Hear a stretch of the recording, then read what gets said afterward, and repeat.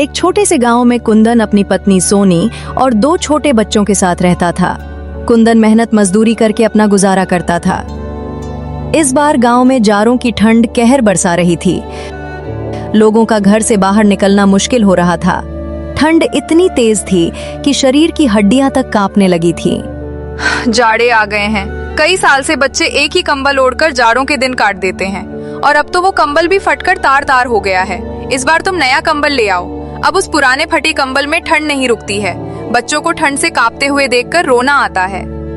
बच्चों को देखकर मुझे भी रोना आता है। मैं एक बदनसीब बाप हूँ जो घर में एक कंबल भी नहीं ला सकता। सोनी, तुम तो जानती हो मेरी रोज की कमाई से हमारे घर का गुजारा ही बहुत मुश्किल से हो पाता है। ऐसे में मैं कंबल कहाँ से ला सकता हूँ? एक कंबल की कीमत कम से कम 500 रुपए होगी और मैं दिन में बड़ी मुश्किल से 100 रुपए कमा पाता हूँ। मेरे पास 200 रुपए हैं। ये 200 रुपए मैंने बड़ी मुश्किल से जमा किए हैं। तुम्हारे दोस्त कमलेश किसान से हमें 300 रुपए लेने हैं ना। तुम उनसे 300 रुपए लेकर एक कंबल ले आओ। हाँ, तुमने सही समय पर याद दिलाया। कमलेश से हमें 300 रुपए लेना है। मैं अभी जाकर उससे रुपए लेकर आता हूँ। बाहर तेज हवा और ठंड के कारण लोगों का निकलना मुश्किल हो रहा था। ठंड इतनी भयानक थी कि कोई भी अपने घर से बाहर नहीं निकल रहा था। कुंदन ठंड में कांपते हुए कमलेश से रुपए लेने के लिए उसके घर की ओर चलता रहता है। कमलेश अपने घर के अलाव जलाकर बैठा था। कुंदन को कमलेश अपने घर पर देख उससे कहता है, अरे कुंदन भाई, आज मेरे घर कैसे आना हुआ? सब खैरियत तो है ना? हाँ भैया, ऊपर वाले का शुक्र है। दरअसल मैं तुम्हारे पास अपने उधार दिए हुए 300 रुपए लेने आया हूँ। मुझे कंबल लाना है। बगैर कंबल के मेरे बच्चों को रात काटनी मुश्किल हो रही है। कुंदन भाई, तुम्हारा दुख मैं समझ सकता हूँ, लेकिन मेरी परिस्थिति भी कुछ सही नहीं है। इस समय घर में 1 पैसा भी मौजूद नहीं है। तुम अपने 300 रुपए फिर कभी ले जाना। उतने में ही वहाँ कमलेश की पत्नी आ जाती है। तुम कुंदन भाई के पैसे क्यों नहीं देते हो? ऐसी जाड़े भरी रात में उनके बच्चे बगैर कंबल के कैसे रात काटते होंगे? अरे कैसे दे दूं? तुम तो जानती हो इस ठंड में सारा काम बंद पड़ा हुआ है। कुंदन भाई, मेरे पास ये 100 रुपए हैं। तुम इन्हें ले लो। बचे हुए 200 रुपए हम तुम्हें बाद में दे देंगे। कुंदन दुखी मन से 100 रुपए लेकर बनिए की दुकान की ओर निकल जाता है। अब उसके पास कुल 300 रुपए हो गए थे। कुछ समय चलने के बाद बनिए की दुकान आ जाती है। बनिया कुंदन को बहुत सारे कंबल दिखाता है, लेकिन कोई भी कंबल 500 रुपए से कम का नहीं होता। सेठ जी, मेरे पास केवल 300 रुपए है। आप मुझे कोई सस्ता सा कंबल दिखा दो।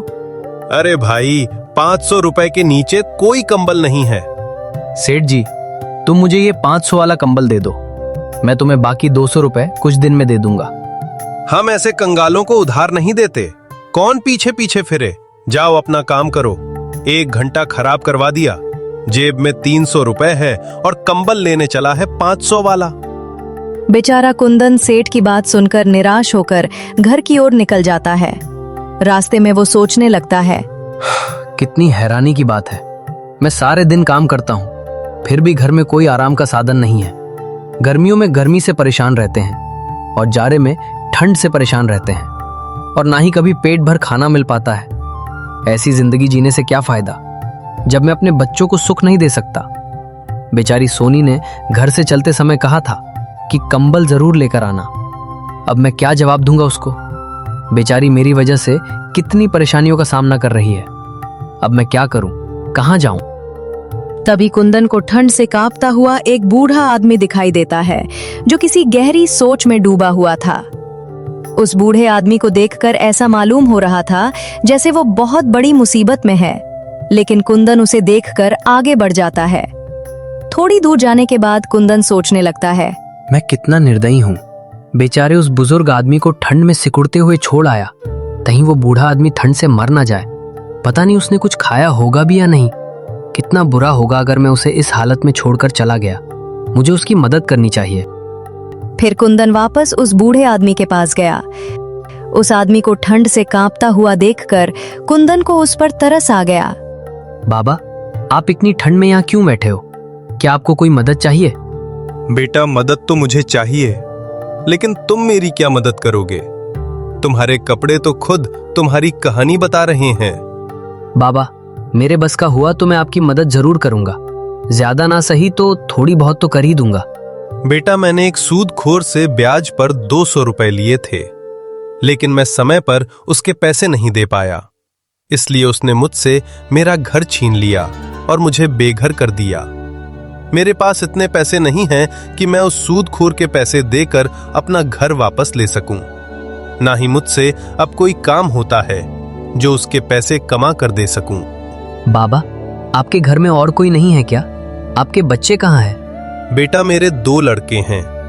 मैंने उन्हें दिन रात मजदूरी करके पढ़ाया था। जब उनकी नौकरी लग गई तो वो मुझे छोड़कर शहर चले गए। वहां जाकर उन्होंने अपना घर बसा लिया और मुझे भूल गए। एक दिन आए थे दोनों भाई मुझसे मिलने नहीं बल्कि मेरी जमीन बेचने। बड़ा बेटा कह रहा था कि पिताजी, मुझे शहर में बिजनेस शुरू करना है, इसलिए मुझे पैसों की बहुत जरूरत पड़ रही है, और छोटे बेटे को भी एक कंपनी खोलनी थी। इसलिए दोनों भाइयों ने मेरी सारी जमीन बेचकर आधे आधे पैसे लेकर शहर चले गए और फिर कभी वापस नहीं आए। ये कहते कहते वो बूढ़ा आदमी रोने लगा। कुंदन ने किसी तरह उन्हें चुप कराया। बाबा, मेरी पत्नी मेरा इंतजार कर रही होगी। मैंने आज उससे वादा किया था कि आज मैं कंबल लेकर आऊंगा, लेकिन मैं उसके लिए कंबल तो ना ला सका। इसलिए अब तुम एक काम करो, ये पैसे तुम ले लो। इन पैसों की मुझसे सदा तुम्हें जरूरत है। हमारे पास कंबल ना सही, घर तो है, तुम्हारे पास तो वो भी नहीं है। अगर तुम और ज्यादा देर घर से बाहर रहें तो तुम्हारी हालत बिगड़ सकती है। इसलिए ये पैसे तुम उस सूदखोर को दे देना और उससे अपना घर वापस ले लेना। फिर वो आदमी कुंदन से 200 रुपए ले लेता है। बेटा, तुम सच में बहुत नेक और अच्छे इंसान हो। आज जब तुम खुद अपनी परेशानियों में डूबे हुए थे, तब भी तुमने बिना किसी स्वार्थ के मेरी मदद की। ये वो गुण है जो किसी सच्चे इंसान में होता है। ईश्वर तुम्हें हमेशा खुश रखे। तुम्हें इसका कोई अच्छा फल जरूर मिलेगा। मैं दुआ करता हूं कि तुम्हारी जिंदगी में कभी कोई कमी ना आए और तुम्हें हर खुशी मिले। ईश्वर हर पिता को ऐसी नेक और समझदार औलाद दे जो किसी के काम आ सके। तुम जैसी औलाद किसी भी बाप के लिए बड़े ही गर्व की बात होती है। वो बुजुर्ग आदमी कुंदन को बहुत दुआ देता है और फिर वहां से चला जाता है। कुंदन को उस बुजुर्ग आदमी की मदद करके आज बहुत खुशी मिल रही थी, लेकिन दूसरी ओर उसे दुख भी था क्योंकि वो अपने बच्चों के लिए कंबल नहीं ला सका। लेकिन उसे इस बात की तसल्ली भी थी कि उसने खुद की गरीबी के बावजूद एक नेकी का काम किया है। ये सोचते सोचते कुंदन अपने घर पहुंच जाता है। जैसे ही उसकी पत्नी कुंदन को देखती है तो वो उससे कहती है, मैं कब से तुम्हारा इंतजार कर रही थी। तुम्हारी राह देखते देखते मेरी आंखें थक गईं। दिल में अजीब अजीब ख्यालात आ रहे थे कि कहीं कोई अनहोनी ना हो गई हो। सोनी, तुम भी जरा जरा सी बातों की चिंता करने लगती हो। अरे, जब आदमी घर से बाहर होता है तो समय लग ही जाता है। मैं कमलेश के पास गया था पैसे लेने, लेकिन उसने पैसे देने से इनकार कर दिया। पर उसकी पत्नी ने हमारी मजबूरी देखकर 100 रुपए दे दिए थे। बस 100 रुपए ही दिए हैं। तुम पूरे 300 रुपए लेकर क्यों नहीं आए? जब उधार लेने आया था तब तो बड़ा भला बन रहा था वो, और जब पैसे लौटाने का वक्त आया तो आनाकानी कर रहा है। तुम 10 बार उसके घर पैसे लेने चले गए, तब जाकर उसने तुम्हें 100 रुपए दिए हैं। अब न जाने 200 कब देगा। और कंबल का क्या हुआ? सोनी, मैं कंबल लेने गया था, लेकिन कोई भी कंबल 500 रुपए से कम का नहीं था। मैंने बनिए से 200 रुपए उधार करने के लिए भी कहा, लेकिन उसने उधार देने से साफ इनकार कर दिया। आज के जमाने में कोई किसी को बिना कुछ फायदे के कोई चीज नहीं देता। अगर तुम उससे ब्याज पर 200 रुपए की उधारी करते तो वो तुरंत दे देता, लेकिन तुमने सही किया जो कंबल नहीं लाए। 200 रुपए की तो बात है, 10 से 5 दिन में इकट्ठे हो जाएंगे। लाओ 300 रुपए, मैं उन्हें संभाल कर रख देती हूँ। जब कंबल लाओगे तो दे दूंगी।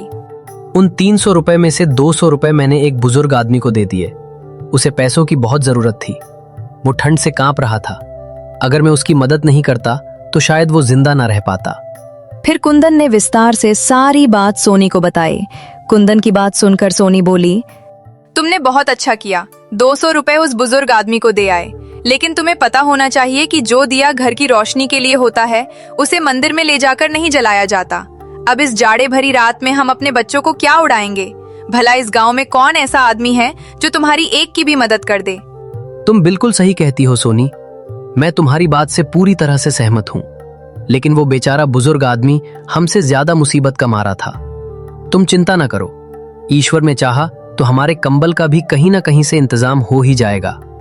चलो तुम मेरे लिए खाना लगा दो, बहुत जोरों की भूख लगी है। आज तो घर का आटा भी खत्म हो गया है। 3 रोटी का आटा बचा हुआ था। 2 रोटी बच्चों ने खा ली और 1 रोटी मैंने आपके लिए रख दी। और तुमने क्या खाया, या तुम भूखी ही हो? मैंने भी बच्चों के साथ 1-2 निवाले खा लिए थे। फिर सोनी कुंदन के लिए जैसे ही खाना लगाने लगती है, उतने में ही कोई घर का दरवाजा खटखटाता है। सोनी घर के बाहर जाकर देखती है तो एक बूढ़ी औरत खड़ी थी। वो सोनी से कहती है, बेटी, मुझ पर दया करो। मैंने कल से कुछ नहीं खाया है, इसलिए मेरी हालत बहुत खराब हो गई है और मेरे पास खाने के लिए कुछ भी नहीं है। कृपया मुझे कुछ खाने को दे दो। ईश्वर तुम्हारा भला करेगा। बहुत लोगों के घर के दरवाजे खटखटाए, लेकिन किसी ने भी ठंड की वजह से दरवाजा नहीं खोला। माँ जी, इस वक्त तो हमारे घर में कुछ भी नहीं है जिसे मैं तुम्हें खाने को दे सकूं, और ना ही राशन है जो मैं तुम्हें बनाकर कुछ दे दूं। सोनी की बात सुनकर बुजुर्ग महिला की उम्मीद टूट जाती है। उतने में ही कुंदन आ जाता है। वो बुजुर्ग महिला से कहता है, माताजी आप अंदर आ जाइए, ज्यादा देर घर के बाहर रहना सही नहीं है। ठंड बहुत ज्यादा पड़ रही है, आप बीमार हो सकती हैं। कुंदन उस बुजुर्ग औरत को घर के अंदर ले आता है और फिर सोनी से कहता है, सोनी, मेरे लिए तुमने जो एक रोटी बचा कर रखी थी, वो रोटी माताजी को दे दो। लेकिन स्वामी, आप क्या खाओगे? आपने भाई तो सुबह से कुछ नहीं खाया है। सोनी, उस रोटी की जरूरत मुझसे ज्यादा माताजी को है, क्योंकि ये मुझसे ज्यादा भूखी हैं, इसलिए ये रोटी माताजी को दे दो। फिर सोनी ने वो रोटी बुजुर्ग औरत को दे दी। बूढ़ी औरत बहुत भूखी थी, इसलिए उसने वो रोटी तुरंत खा ली। आप लोगों ने इस बुरे वक्त में मेरी सहायता की है। मैं तुम्हारा ये एहसान जीवन भर नहीं भूलूंगी। वो बूढ़ी औरत कुंदन और सोनी को दुआएं देती हुई चली जाती है। अगली सुबह सोनी कुंदन से बोली, तुमने भी रात को कुछ नहीं खाया और बच्चे भी थोड़ा बहुत खाकर ही सो गए थे। तुम एक काम करो, तुम्हारे पास जो बचे हुए 100 रुपए हैं, उससे घर का राशन ले आओ। पत्नी के कहने पर कुंदन घर का राशन लेने के लिए बाजार की ओर रवाना हो जाता है। वो घर से कुछ दूर चला ही था कि रास्ते में उसे एक बूढ़े आदमी के रोने की आवाज आती है। वो बूढ़ा आदमी अपने बेटे से कह रहा था, बेटा तू मेरी क्यों नहीं सुनता? मैं कितने दिन से कह रहा हूँ कि मेरी बीमारी बढ़ती ही जा रही है। तू मुझे किसी डॉक्टर के पास ले चल। मैं आपके इलाज के लिए पैसे कहाँ से लेकर आऊं? आप तो जानते ही हो, मेरे पास एक भी पैसा नहीं है। फिर भी आप बार बार कहकर मुझे शर्मिंदा क्यों करते हो? फिर कुंदन उस बूढ़े आदमी के पास जाकर उसके रोने की वजह पूछता है तो बूढ़ा आदमी उससे कहता है, मैंने अपने इस बेटे को पालने के लिए दिन रात एक कर दी। बड़ी मेहनत मशक्कत से मैंने इसे पाला है। जब ये 1 साल का था तभी इसकी माँ ईश्वर को प्यारी हो गई थी। मैं चाहता तो दूसरा विवाह कर लेता, लेकिन मैंने इसकी वजह से नहीं किया कि कहीं दूसरी पत्नी इसे परेशान न करें और इसकी जिंदगी खराब न हो जाए। और आज जब मैं बूढ़ा हो चुका हूं तो ये मुझे किसी डॉक्टर के पास नहीं लेकर जाता जिससे मैं अपनी बीमारी का इलाज करवा सकूं। मैं इस बात से सहमत हूं कि इन्होंने बड़ी ही तकलीफों से मुझे पाला है और पाल पस कर जवान किया है, लेकिन मैं मजबूर हूं। मेरे पास इतने पैसे नहीं है कि मैं इनको किसी डॉक्टर के पास ले जा सकूं। कुंदन दोनों बाप बेटे की बात सुनकर परेशान हो गया और फिर उसने अपने 100 रुपए, जिससे वो घर का राशन लेने जा रहा था, बूढ़े आदमी के बेटे को दे देता है। इन 100 रुपए की मुझे भी बहुत आवश्यकता है, क्योंकि मेरे बच्चे बहुत भूखे हैं, और इन 100 रुपए से मैं घर का राशन लेने जा रहा था, जिससे मैं अपने परिवार का पेट भर सकूं। लेकिन अगर तुम्हारे पिताजी को समय पर इलाज नहीं मिला तो उनकी जिंदगी को खतरा है। तुम अपने पिताजी को किसी अच्छे डॉक्टर को दिखाकर इलाज करवा लो। उस नौजवान को कुंदन के इस नेक काम पर विश्वास ही नहीं हो रहा था कि उसने अपनी खुद की मजबूरी होते हुए भी हमारी मदद की है। उसने चाहा कि वो कुंदन के कदमों में गिर पड़े, लेकिन कुंदन ने उसे ऐसा करने से रोक दिया और कहने लगा, मेरे भाई, अपने पिताजी का इलाज सही से करवाओ और अब हमेशा इनका ख्याल रखना। इसके बाद वो दोनों बाप बेटे कुंदन को दुआ देते हुए चले जाते हैं। उनके जाने के बाद कुंदन तरह तरह के ख्यालों में खो जाता है। वो बेचारा बहुत ही हैरान और परेशान था, इसलिए वो सोचने लगता है, घर जाकर सोनी को क्या जवाब दूंगा? बच्चे भूखे हैं, मेरा इंतजार कर रहे होंगे कि पिताजी राशन लेकर आते ही होंगे। मैं अब उनके सामने किस मुंह से जाऊं? अगर उस नौजवान की मदद नहीं करता तो उसका बूढ़ा बाप बीमारी की वजह से चल बसता। अब मैं किसी को परेशान भी तो नहीं देख सकता हूं, लेकिन इस दुनिया में बहुत से लोग परेशान हैं, तो क्या मैं सभी की मदद करता रहूंगा? क्या खुद की परेशानी से बड़ी कोई परेशानी हो सकती है? कुंदन के दिमाग में अनगिनत ख्यालात आ रहे थे, लेकिन भूख की वजह से उससे चला भी नहीं जा रहा था। फिर भी वो अपने घर जाने को मजबूर था। गिरता पड़ता वो किसी तरह अपने घर पहुंचा। उसने दरवाजे पर दस्तक दी। क्या हुआ जी? तुम तो घर का राशन लेने गए थे, फिर खाली हाथ वापस क्यों लौट आए? सोनी, एक आदमी को इलाज की सख्त जरूरत थी, लेकिन उसके पास पैसे नहीं थे जिससे वो अपना इलाज करवा सके। मुझसे उसका दर्द देखा नहीं गया, इसलिए वो 100 रुपए मैंने उस आदमी को दे दिए। अपने पति की बात सुनकर सोनी गुस्से से आग बबूला हो उठी और फिर कुंदन से बोली, तुम्हें तो सिर्फ दूसरे लोगों का दर्द दिखाई देता है। अपने बच्चे भूख से तड़प रहे हैं, उनकी कोई फिक्र नहीं है, और कर से खुद ने भी कुछ नहीं खाया। दूसरों को मुसीबत में देखकर उनकी मदद करते फिरते हो, लेकिन पता नहीं तुम्हें अपने बच्चों पर दया क्यों नहीं आती, क्यों उनका दर्द नहीं दिखाई देता। अब तुम ही बताओ, मैं अपने बच्चों को क्या खिलाऊं जो उनकी भूख मिट सके? अब मेरे बच्चों में ज्यादा देर तक भूख बर्दाश्त करने की हिम्मत नहीं है। अब तो लगता है भूख के मारे इनकी जान ही निकल जाएगी। सोनी, ऐसा मत कहो। जो चीज जिसके नसीब में होती है वो उसी को मिलती है। वो बेचारा बूढ़ा आदमी बहुत मजबूर और लाचार था। अगर तुम भी उस बूढ़े आदमी की फरियाद सुनती तो तुम भी वही करती जो मैंने किया। तुम विश्वास रखो, ईश्वर हमारे लिए भी कोई रास्ता जरूर निकालेगा। कुंदन की बात सुनकर सोनी का गुस्सा शांत हो गया। फिर वो कुंदन से बोली, तुम एक काम करो, मेरी ये सोने की चैन राजू के पास गिरवी रखकर कुछ पैसे ले आओ। जब हमारे पास पैसे आ जाएंगे तो हम राजू से चैन वापस ले लेंगे। फिर कुंदन ने अपनी पत्नी से चैन ले ली। वो नहीं चाहता था कि राजू के पास चैन गिरवी रखकर पैसे ले आए, लेकिन बेचारा मजबूर था। बिना कुछ कहे चुपचाप राजू के घर की ओर चल पड़ा। कुंदन को अपने घर देखकर राजू बोला, अरे कुंदन, बताओ कैसे आना हुआ तुम्हारा यहाँ? राजू जी, मुझे कुछ पैसों की जरूरत है। थोड़े दिनों में मैं आपके पैसे लौटा दूंगा। कुंदन, पैसे तो मैं तुझे दे दूंगा, लेकिन तुम्हें पैसों के बदले कुछ गिरवी रखना होगा।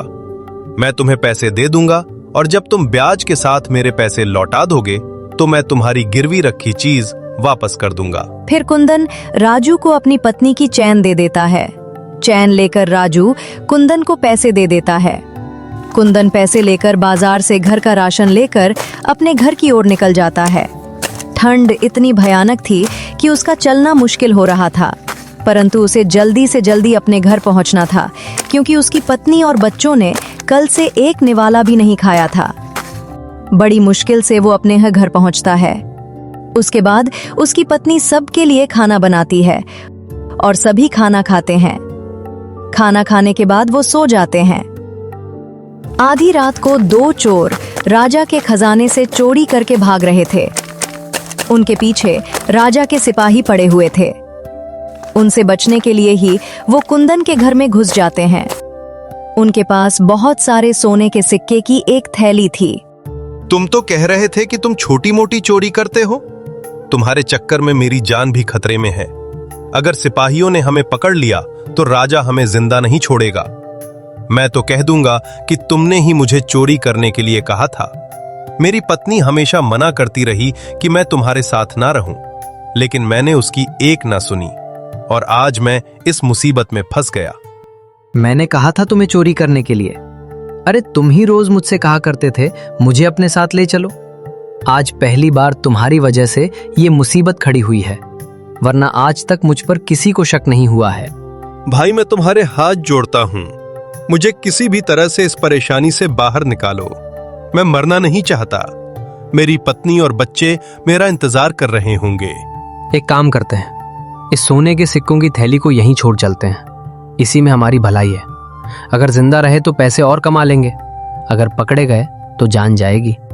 फिर वो दोनों चोर सोने के सिक्कों से भरी थैली कुंदन के घर में ही छोड़कर चले जाते हैं।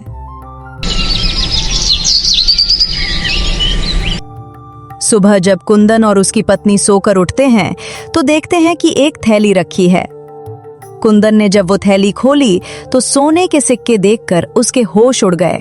लगता है ये सब ईश्वर की मेहरबानी है। उन्होंने ही हमारी परेशानी देखकर ये सिक्के हमारे घर में रखे हैं। कुंदन उन सिक्कों को ध्यान से देखता है तो उन पर राज्य की मोहर लगी हुई थी। नहीं सोनी, ये कोई ईश्वर की मेहरबानी नहीं है। ये राजा के शाही खजाने के सिक्के हैं। लगता है कोई चोर इन्हें चुरा कर ले आया और पकड़े जाने के डर से वो इस पोटली को यहीं छोड़कर भाग गया। तो अब आप क्या करोगे? हमें ये सिक्के वापस राजा को लौटा देना चाहिए। स्वामी, अगर हमने ये धन दे दिया तो हम फिर से वही गरीबी वाली जिंदगी जिएंगे। ईश्वर ने हमें अमीर होने का मौका दिया है। नहीं सोनी, ईमानदारी से बड़ी कोई दौलत नहीं होती। इतना कहकर कुंदन सिक्कों की थैली लेकर राजमहल की ओर निकल जाता है। उधर राजा के पास रात में हुई चोरी की खबर पहुंच जाती है। कुछ समय बाद वो राजमहल पहुंच जाता है और फिर वो सेनापति से मिलकर उन्हें सारी घटना के बारे में बताता है। सेनापति उसे राजा से मिलाने के लिए अपने साथ अंदर ले जाता है। क्या हुआ सेनापति जी? और ये कौन है? महाराज, ये इस पोटली में सोने के सिक्के लाया है जिसमें अपने शाही खजाने की मोहर लगी हुई है, और ये कह रहा है कि ये सुबह इसे अपने घर के कमरे में मिले। फिर कुंदन ने राजा को सारी घटना के बारे में विस्तार से बताया। राजा उसकी ईमानदारी देखकर बहुत प्रसन्न हुआ और उसने आधे सिक्के कुंदन को इनाम के तौर पर दे दिए। उन सोने के सिक्कों को पाकर कुंदन बहुत खुश हुआ और अपने घर आ गया। फिर उसने सोने के सिक्कों को बेचकर अपने लिए एक अच्छा सा घर बनवा लिया। अब वो बहुत मालदार हो गया। आपको हमारी ये कहानी कैसी लगी? हमें कमेंट्स में जरूर बताइए। अगर आपको हमारी कहानी पसंद आती है तो चैनल को सब्सक्राइब करना नहीं भूलिएगा।